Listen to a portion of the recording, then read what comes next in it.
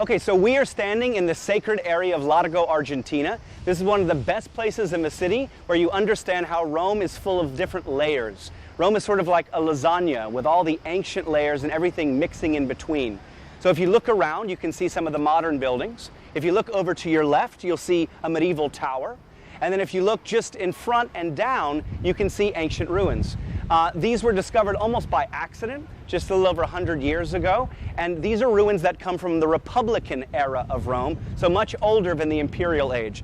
The ruins down here date between the 5th century and the 1st century BC.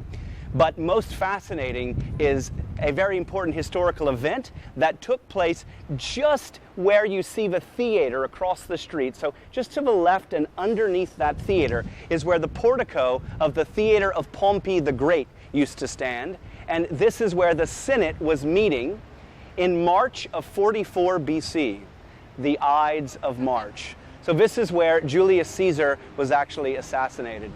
Julius Caesar was invited to the Senate to come and receive a crown as the King of the Orient. He walked up onto the steps of a theater of Pompeii. The conspirators come from behind statues and pull out daggers out of their togas, stab him 23 times. So they kept stabbing and stabbing him. He eventually turns around and he sees Brutus, a man who he had sort of raised almost like a son. Of course, famously, he says something like, "Et tu, Brute," and you, Brutus, or "and you, my son."